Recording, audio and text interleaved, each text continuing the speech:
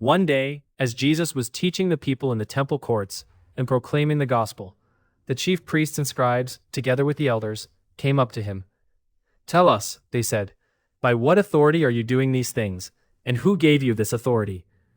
"I will also ask you a question," Jesus replied. "Tell me, John's baptism, was it from heaven or from men?" They deliberated among themselves and said, "If we say from heaven, he will ask, 'Why did you not believe him?' But if we say, 'From men,' all the people will stone us, for they are convinced that John was a prophet." So they answered that they did not know where it was from. And Jesus replied, "Neither will I tell you by what authority I am doing these things." Then he proceeded to tell the people this parable. A man planted a vineyard, rented it out to some tenants, and went away for a long time. At harvest time, he sent a servant to the tenants to collect his share of the fruit of the vineyard. But the tenants beat the servant and sent him away empty-handed. So he sent another servant, but they beat him and treated him shamefully, sending him away empty-handed. Then he sent a third, but they wounded him and threw him out.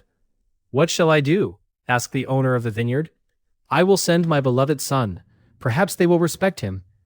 But when the tenants saw the son, they discussed it among themselves and said, "This is the heir. Let us kill him, and the inheritance will be ours." So they threw him out of the vineyard and killed him.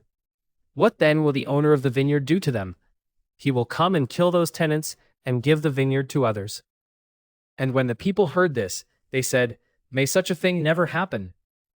But Jesus looked directly at them and said, "Then what is the meaning of that which is written? 'The stone the builders rejected has become the cornerstone. Everyone who falls on this stone will be broken to pieces, but he on whom it falls will be crushed.'"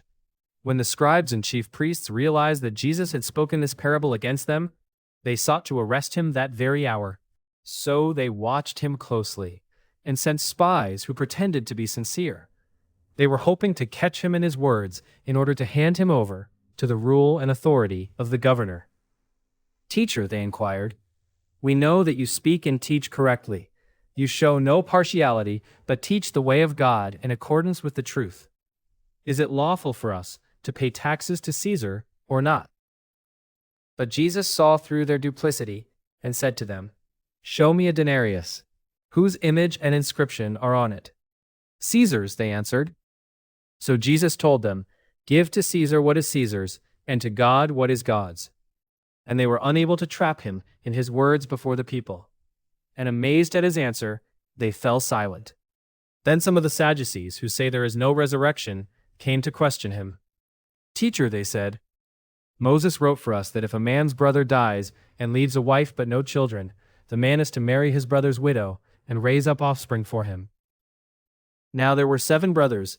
The first one married a wife, but died childless. Then the second and the third married the widow, and in the same way all 7 died, leaving no children. And last of all, the woman died. So then in the resurrection, whose wife will she be? For all 7 were married to her." Jesus answered, "The sons of this age marry and are given in marriage, but those who are considered worthy to share in the age to come and in the resurrection from the dead will neither marry nor be given in marriage. In fact, they can no longer die, because they are like the angels. And since they are sons of the resurrection, they are sons of God. Even Moses demonstrates that the dead are raised in the passage about the burning bush, for he calls the Lord the God of Abraham, the God of Isaac, and the God of Jacob. He is not the God of the dead, but of the living, for to him all are alive." Some of the scribes answered, "Teacher, you have spoken well." And they did not dare to question him any further. Then Jesus declared, "How can it be said that the Christ is the son of David? For David himself says in the book of Psalms, 'The Lord said to my Lord, sit at my right hand until I make your enemies a footstool for your feet.'